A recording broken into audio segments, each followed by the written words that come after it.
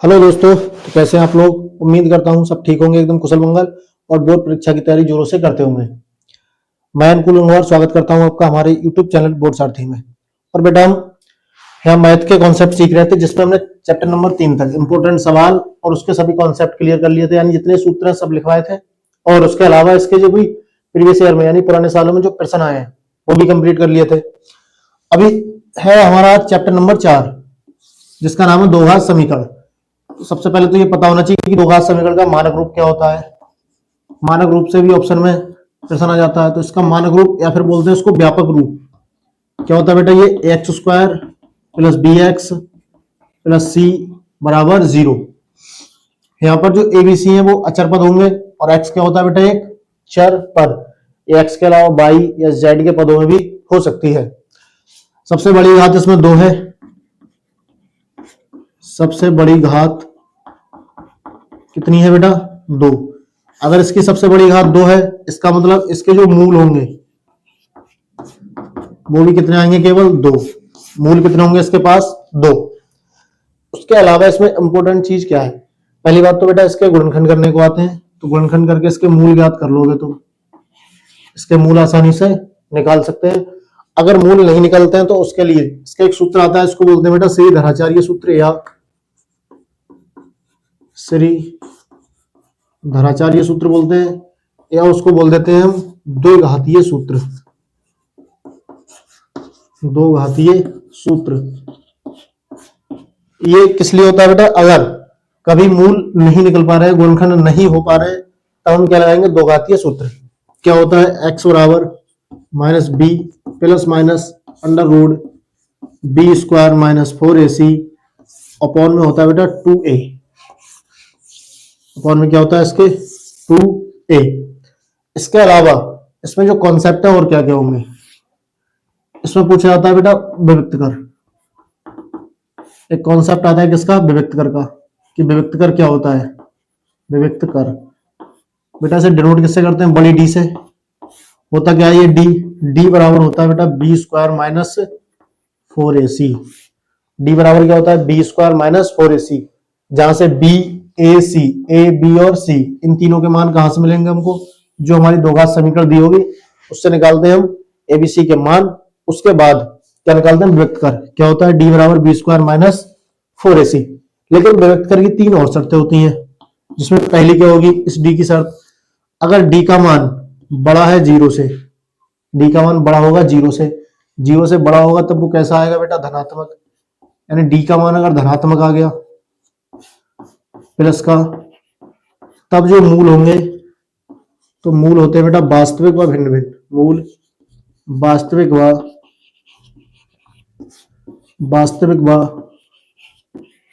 भिन्न भिन्न होंगे, यानी दोनों मूलों का मान कैसा आएगा, अलग अलग। दूसरी शर्त होती है अगर डी का मान, इनको बोलते हैं बेटा प्रकृति भी बोलते हैं उसको, कि इसकी प्रकृति कैसी आएगी, वास्तविक आएगी या फिर काल्पनिक। डी का मान 0 के बराबर है, तब क्या होता है बेटा, जो मूल होते हैं वो वास्तविक होते हैं। कैसे मूल होते हैं बेटा, वास्तविक होते हैं व बराबर होते हैं, बराबर या फिर समान। मूल बराबर होंगे या फिर कैसे होंगे, समान होंगे। दोनों कॉन्सेप्ट में सवाल पूछे जाते हैं। ये बराबर वाला जो है कॉन्सेप्ट, कि अगर मूल बराबर है तो ई का मान निकालिए, एम का मान निकालिए, के का मान निकालिए। ये सवाल तो ऑप्शन में हर साल एक ना एक सवाल आया है, और पिछली साल तो शायद 2025 वाले सेट में 4 नंबर का भी एक सवाल आया था इस पर आधारित।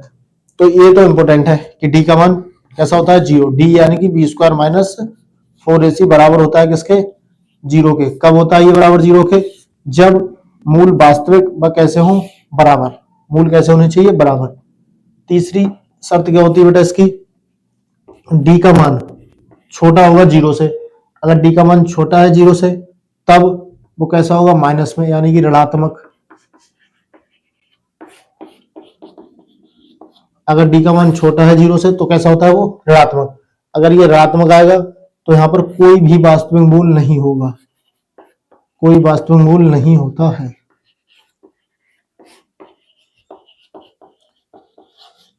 वास्तविक मूल नहीं होता है, इसका मतलब कैसे होंगे, काल्पनिक।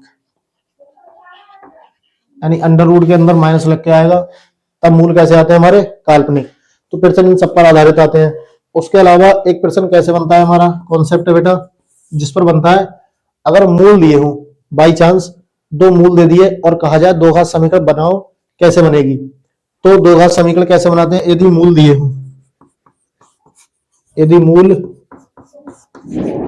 दिए हो तो कैसे बनाते हैं दो घात समीकरण। तो होता है बेटा x square minus alpha plus beta into x plus alpha into beta बराबर 0। अल्फा बीटा क्या है बेटा, मूल। अल्फा और बीटा क्या है, दो मूल, पहला अल्फा दूसरा बीटा। या इसको ऐसे लिख सकते हो एक्स स्क्वायर माइनस मूलों का योगफल ब्रैकेट के बाहर एक्स प्लस मूलों का गुणनफल और बराबर में क्या आएगा 0। यानी मूलों को जोड़कर यहां लिख दोगे, गुणा करके यहां लिख दोगे, जब जोड़ के लिखोगे तो x से गुणा और कर दोगे, तब हमारी बन के आ जाएगी दो घात समीकरण। इसमें केवल ये 3-4 कॉन्सेप्ट होते, इन्हीं पर आधारित प्रश्न आते हैं, इसके अलावा कोई प्रश्न और आता नहीं है हट गए। तो पहले तुम लोग इसको नोट कर लोगे, मैं एक साइड में हो जाऊंगा, फिर इस पर आधारित जो एक दो प्रश्न है उनको कर लेंगे, फिर बढ़ेंगे और आगे प्रश्नों की तरफ। मैं एक साइड से हो जाऊँ, नोट कर लो, चाहे स्क्रीनशॉट ले लो बेटा।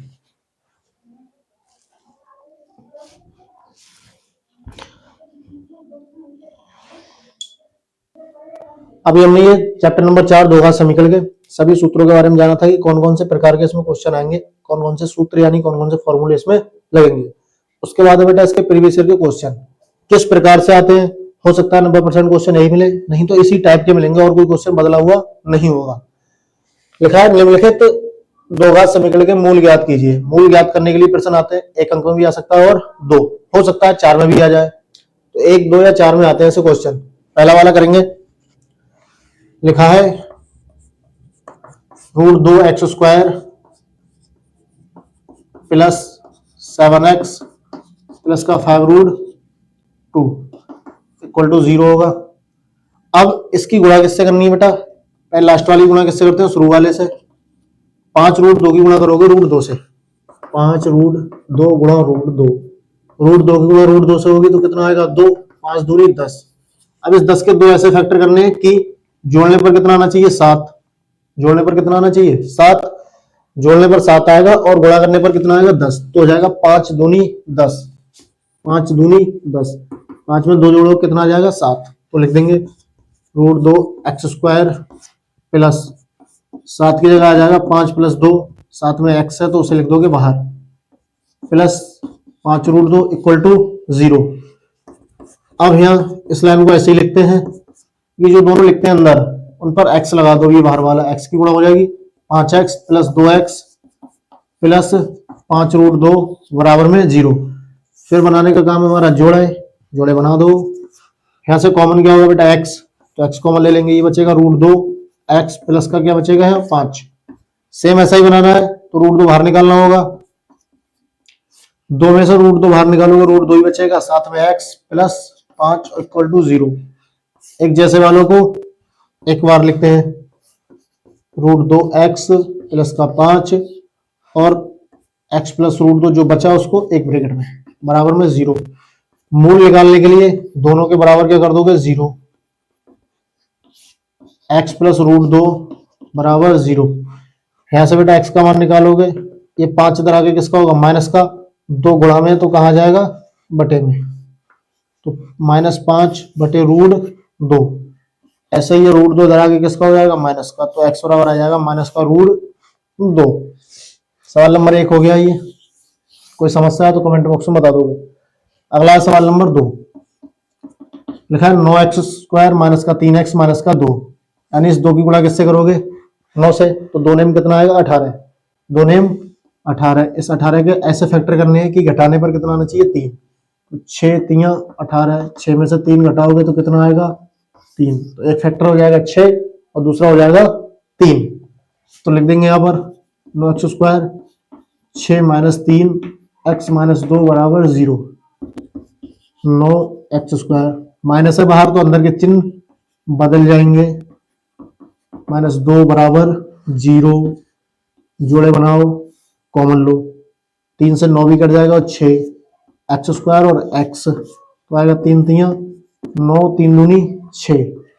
सेम ब्रैकेट है इधर तो प्लस का 1 3x माइनस 2 इक्वल टू 0।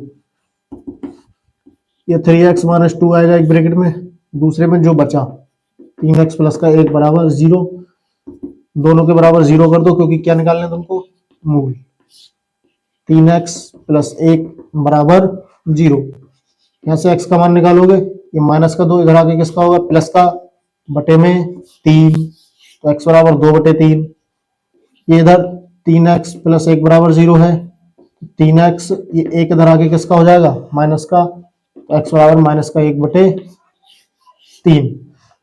उसके अलावा सवाल नंबर 3 है ये बेटा, 3 की गुणा 3 से करो कितना आएगा, 3 तिया 9। 9 के ऐसे फैक्टर करने के जोड़ने पर 5 आए, तो ऐसा तो हो नहीं सकता अभी। जब ऐसा कोई सवाल आता है इसके फैक्टर नहीं हो पाते हैं, तब हम क्या करते हैं, या जोड़ने पर 5 लाने हैं तो 9 को ऐसे 2 भागों में बांट नहीं सकते कि जोड़ने पर 5 आ जाए, तब लगाते हैं 2 घातीय सूत्र। कौन सा सूत्र लगाते हैं, 2 घातीय, जिसका दूसरा नाम है बेटा श्रीधराचार्य सूत्र। उसके लिए पहले इसकी तुलना कराओगे, ax square plus bx plus c बराबर 0 से तुलना, और यहां से मान निकालते हैं a b और c के। ax स्क्वायर के साथ है तो a का मान 3, b का मान 5, c का मान भी कितना आएगा 3। अब लिख देंगे यहाँ 2 घातीय सूत्र से, 2 घातीय सूत्र से क्या होता है बेटा, 2 घातीय सूत्र, x बराबर माइनस का b plus minus under root b square minus 4ac upon में 2a माइनस b का मान माइनस का 5 plus minus under root b square 5 का स्क्वायर 4 गुणा a का मान 3 और c का मान भी 3 अपॉन में होता है 2 गुणा a का मान कितना है हमारे पास में बेटा 3, 5 पंजे 25, 4 तिया 12 तिया 36 बटे में 2 तिया कितना आएगा हमारे पास में 6। तो x बराबर -5 प्लस माइनस अंडर रूट 25 में से 36 घटाओ कितना बचेगा बेटा, माइनस का 9 बटे में 6। अब ये 9 का रूट तो होता है हमारे पास 3, लेकिन -9 का रूट नहीं निकलेगा क्योंकि ये कैसी संख्या हो जाएगी अब, काल्पनिक। तो उसके 2 मूल आ जाएंगे, दोनों मूल को ऐसे लिख देंगे। ये आई स्क्वायर लगा सकते हैं, लेकिन अभी हमारे सिलेबस में काल्पनिक संख्या है नहीं तो हमें पढ़नी भी नहीं है, तो केवल इतना ही लिख देंगे। x बराबर एक बार माइनस प्लस का ले लो, एक बार माइनस का, under root -3 sorry under root -9 बटे में 6, दूसरा आ जाएगा माइनस का 5 माइनस अंडर रूट माइनस का 9 बटे में 6। तो इसके 2 मूल आ जाएंगे हमारे पास, जो कि कैसे आएंगे, काल्पनिक, यानी वास्तविक नहीं होंगे। तो इस वाले वीडियो हमने केवल कॉन्सेप्ट समझे, उसके बाद हमने क्या समझा, इसमें 2 घात से निकले के कुछ सवाल हैं, गुणनखंड करने सीखा। आगे सीखेंगे हम विविक्त कर कैसे निकालते हैं, विविक्त कर पर आधारित प्रश्न कैसे आते हैं। उसके अलावा जो भी और भी उसके सवाल हैं जो इबारती प्रश्न बोलते हैं उनको, यानी हिंदी पर आधारित होंगे, बड़ी बड़ी लाइनों में लिखे हुए, उनको करेंगे। ये वीडियो ध्यान से देखना है, उसके बाद रिवीजन करना है, और मिलते हैं अगले वीडियो में। तब तक के लिए धन्यवाद।